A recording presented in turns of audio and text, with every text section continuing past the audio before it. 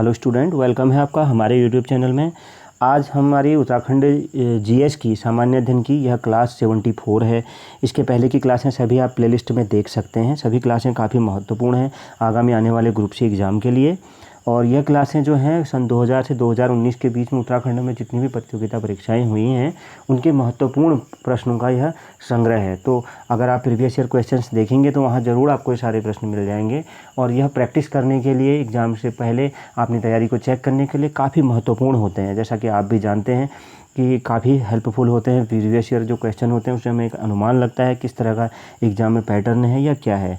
और एक चीज़ और मैं आपसे कहना चाहूँगा कि कल की क्लास में प्रश्न नंबर 35 था। एक विद्यार्थी का ये कहना था, प्रश्न इस तरीके से था कि हुमायूं ने अपनी राजधानी कहाँ स्थापित की थी। तो उसका आंसर था दीनपनाह में स्थापित की थी। तो अब उन विद्यार्थी का ये कहना है कि वो प्रश्न भी गलत है और उसका ऑप्शन भी गलत है। तो अगर आप कोई ऐसा कमेंट कर रहे हैं तो एक बार थोड़ा सा गूगल में सर्च कर लीजिए। हमसे गलती हो सकती है और मैं जो ये बात बोल रहा हूँ इसके लिए आप बुरा मत मानिएगा। मैं आपसे क्षमा चाहूँगा कि इस तरह की बात हम बोल रहे हैं, मतलब ये ऐसा मैंने बोला कि आपने गलत बोला करके। इसके लिए अदरवाइज में आप इसको मत लीजिएगा, क्योंकि वह प्रश्न भी सही था और उसका ऑप्शन भी सही था। आप थोड़ा सा उसको चेक कर लीजिए। अगर आप कोई कमेंट कर रहे हैं थोड़ा सा उसके पहले उसको चेक कर लीजिए, क्योंकि आपके लिए भी हेल्पफुल होगा, आपको भी नई जानकारी मिलेगी। अब एकदम से आपने उसको पढ़ा नहीं तो आप ये मत कहिए, आपने उसको पहले कभी देखा नहीं तो आप ये मत कहिए कि वह प्रश्न भी गलत है, सब गलत है। ऐसा नहीं है, ऐसा नहीं है, क्योंकि हम भी कई बार बोलने में, पढ़ाने में कई तरह की गलतियां करते हैं और गलती करते ही हम लोग सब सीखते हैं। तो अगर मैंने कुछ गलत बोला हो तो उसके लिए क्षमा करिएगा। और दूसरा, उस प्रश्न के लिए या इस तरह के अन्य प्रश्न जो होते हैं, आप लोग कहते हैं कि हम उसमें इसलिए रिप्लाई नहीं करते क्योंकि विद्यार्थी को ऐसा लगने लगता है कि अब जो इन्होंने कमेंट किया है वो सभी गलत किए हैं। इसलिए थोड़ा सा आप अगर उसके बारे में प्रश्न है कोई आपको लग रहा है तो हमें भी उससे सुधार होता है काफ़ी ज़्यादा। हमारा भी इतना सब कुछ तो कोई भी नहीं जानता, तो हमें भी उससे, आप जो कमेंट करते हैं उसमें अगर डिटेल के साथ बताते हैं ऐसा ऐसा है तो हमें भी उससे काफ़ी हेल्प मिलती है। आपकी वजह से हमारा भी ज्ञान काफ़ी बढ़ता है। तो चलिए शुरू करते हैं आज की क्लास को। हमारा पहला, और इसके अलावा अगर आप टेलीग्राम चैनल से जुड़ना चाहते हैं तो आपको लिंक मिल जाएगा, आप टेलीग्राम चैनल से भी जुड़ सकते हैं। चलिए शुरू करते हैं आज की क्लास को। हमारा पहला क्वेश्चन है, सत्य के साथ मेरे प्रयोग के लेखक कौन है। तो इस प्रश्न का राइट आंसर क्या हो जाएगा, सत्य के साथ मेरे प्रयोग। इस जो यह बुक है इसके लेखक कौन है, option C M.K. Gandhi ji. Option C right answer हो जाएगा। अगला प्रश्न है, शेरशाह सूरी का मकबरा कहाँ था। तो ऑप्शन ए सासाराम में था। यह हिंदू और मुस्लिम एकता का एक प्रतीक है, संस्कृति का प्रतीक है, हिंदू मुस्लिम एकता या संस्कृति का प्रतीक है। तो ऑप्शन ए इस प्रश्न का राइट आंसर हो जाएगा। अगला प्रश्न है, भारत में सबसे पहली जनगणना किस वर्ष हुई थी। तो इस प्रश्न का राइट आंसर हो जाएगा ऑप्शन बी 1872 में। अगला प्रश्न है, विश्व की सबसे लंबी नदी कौन सी है। तो इस प्रश्न का राइट आंसर हो जाएगा ऑप्शन बी नील नदी। अगला प्रश्न है, भाग्यनगर किस शहर का प्राचीन नाम था। तो इस प्रश्न का राइट आंसर क्या हो जाएगा, ऑप्शन डी हैदराबाद का प्राचीन नाम था। अगला प्रश्न है, विश्व की पहली महिला अंतरिक्ष यात्री कौन थी। तो इस प्रश्न का राइट आंसर क्या हो जाएगा, पहली महिला अंतरिक्ष यात्री option C Valentina Tereshkova. Option C इस प्रश्न का राइट आंसर होगा।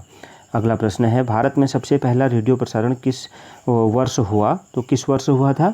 तो ऑप्शन बी 1927 में हुआ था। ऑप्शन बी राइट आंसर होगा। अगला प्रश्न है, ऑस्कर अवार्ड जीतने वाली प्रथम भारतीय कौन थे। तो इस प्रश्न का राइट आंसर क्या हो जाएगा, option A Bhanu Athaiya. Option A right answer होगा। अगला प्रश्न है, रथ यात्रा प्रत्येक वर्ष कहाँ से निकाली जाती है। 9वां प्रश्न है। तो ऑप्शन सी पुरी से निकाली जाती है। अगला प्रश्न है, नोबेल पुरस्कार कुल कितने क्षेत्र में दिए गए विशिष्ट योगदान के लिए दिया जाता है। तो इस प्रश्न का राइट आंसर क्या हो जाएगा, ऑप्शन बी 6। अगला प्रश्न है, इलाहाबाद का प्राचीन नाम क्या था। तो इसका राइट आंसर क्या हो जाएगा, इलाहाबाद का प्राचीन नाम option D Prayagraj. Option D इस प्रश्न का राइट आंसर होगा। अगला प्रश्न है, सालारगंज संग्रहालय कहाँ स्थित है। तो इस प्रश्न का राइट आंसर क्या होगा, ऑप्शन बी हैदराबाद में स्थित है। अगला प्रश्न है, भारतीय पुरातत्व सर्वेक्षण का मुख्यालय कहाँ है। तो इस प्रश्न का राइट आंसर हो जाएगा ऑप्शन ए नई दिल्ली में है। अगला प्रश्न है, किस राज्य के लिंगानुपात में महिलाओं की संख्या पुरुषों से अधिक है। तो राइट आंसर हो जाएगा ऑप्शन डी केरल में। अगला प्रश्न है, भारत किस गोलार्ध में स्थित है। तो भारत किस गोलार्ध में स्थित है, ऑप्शन ए उत्तरी गोलार्ध में स्थित है। अगला प्रश्न है, क्वेश्चन नंबर 16, गुब्बारा किस गैस से फुलाया जाता है। तो गुब्बारा किस गैस से फुलाया जाता है। तो इस प्रश्न का राइट आंसर हो जाएगा ऑप्शन सी हीलियम गैस से। अगला प्रश्न है कुल्लू घाटी किस राज्य में स्थित है? तो इस प्रश्न का राइट आंसर क्या होगा? ऑप्शन बी हिमाचल प्रदेश में। अगला प्रश्न है अधिकतम घने वनों से आच्छादित होने वाला भारतीय राज्य कौन है? तो राइट आंसर हो जाएगा क्या? Option D Madhya Pradesh, MP. Option D right answer होगा। अगला प्रश्न है क्वेश्चन नंबर 19, जगन्नाथ मंदिर का निर्माण किस शासक ने करवाया था? तो राइट आंसर होगा ऑप्शन बी चोड़ गंगा देव ने। ऑप्शन बी इस प्रश्न का राइट आंसर हो जाएगा, ऑप्शन बी। अगला प्रश्न है महादेव पहाड़ी किस राज्य में स्थित है? तो इस प्रश्न का राइट आंसर हो जाएगा ऑप्शन ए मध्य प्रदेश में। अगला प्रश्न है भारत का सर्वाधिक बड़ा तथा पुराना नौसेना जहाज कौन सा है? तो इस प्रश्न का सही उत्तर होगा ऑप्शन सी विक्रांत। अगला प्रश्न है एशियाटिक सोसाइटी की स्थापना कब हुई थी? एशियाटिक सोसाइटी ऑफ बंगाल इसका पूरा नाम है। तो राइट आंसर हो जाएगा क्या?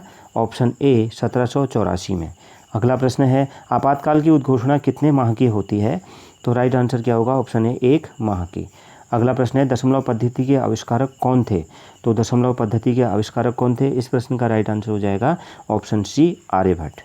अगला प्रश्न है 25वां ऑल इंडिया मुस्लिम लीग की स्थापना किस वर्ष हुई?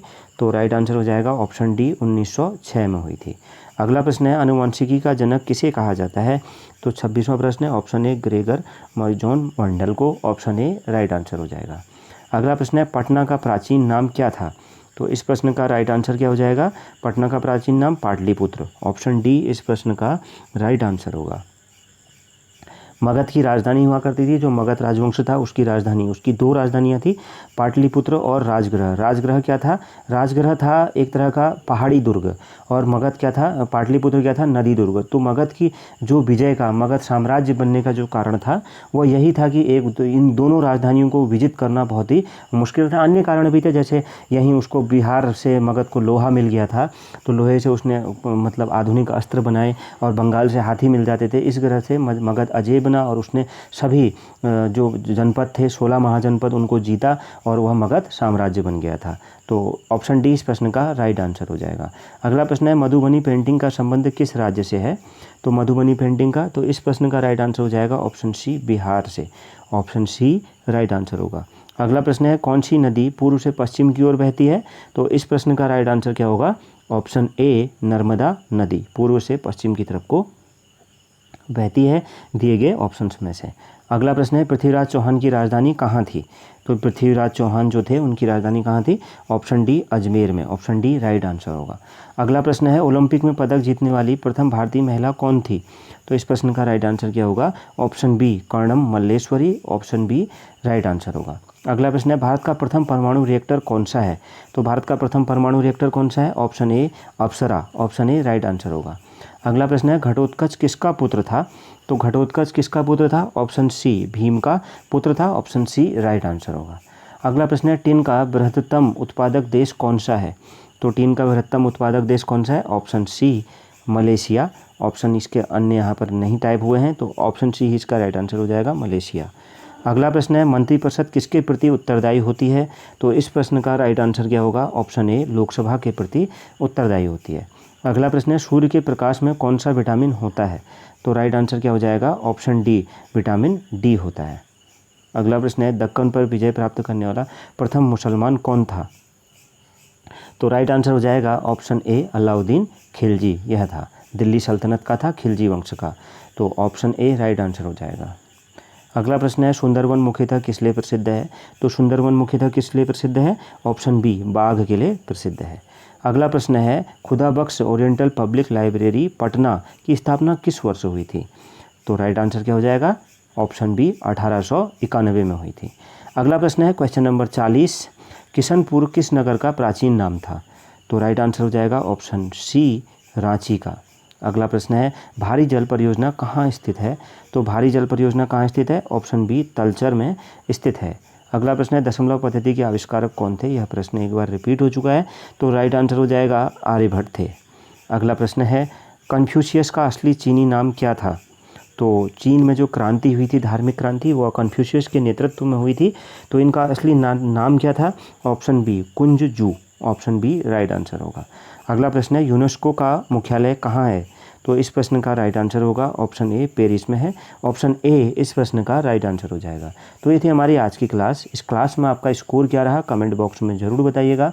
मिलते हैं नेक्स्ट क्लास में। Thank you very much.